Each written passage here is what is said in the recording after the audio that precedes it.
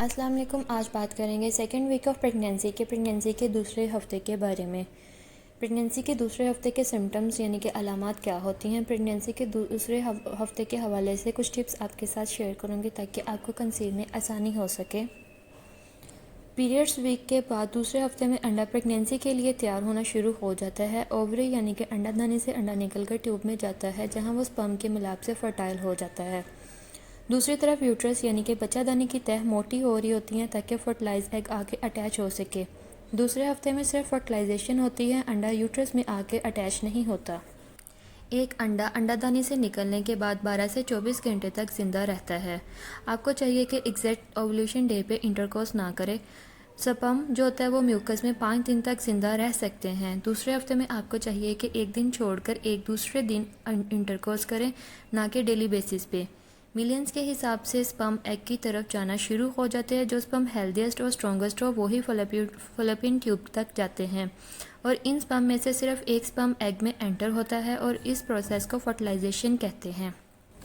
क्योंकि अंडा अभी तक ट्यूब में मौजूद है, यूट्रस के साथ जाके अटैच नहीं हुआ, इसीलिए दूसरे हफ्ते में प्रेगनेंसी के कोई भी सिम्टम्स यानी कि अलामत शो नहीं होंगे।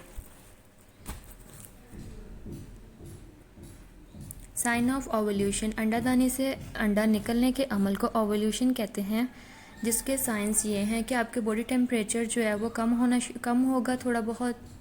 फर्टाइल लावा फर्निंग पैटर्न, फर्टिलाइजेशन के दिनों में आपके थूक में एक ख़ास किस्म का पैटर्न बन जाता है। बड़े मेडिकल स्टोर में फर्टाइल लावा फर्निंग किट अवेलेबल होती हैं। इस किट पे आप अपना थूक लगा के आप मालूम कर सकते हैं कि आपके ओवुलेशन डेज अभी हैं कि नहीं हैं। आपको ब्रेस्ट टेंडरनेस फील होगी, ओवुलेशन पेन्स यानी कि कुछ क्रैम्प्स फील होंगे। सर्वाइकल म्यूकस आपका डिस्चार्ज जो होगा वो एग वाइट कलर का हो जाएगा। आपकी सेक्सुअल डिज़ायर जो है वो इंक्रीज़ हो जाएगी। इसके अलावा अगर आप ओवुलेशन किट पे अपना ओवुलेशन टेस्ट करें तो वो आपका पॉजिटिव आएगा।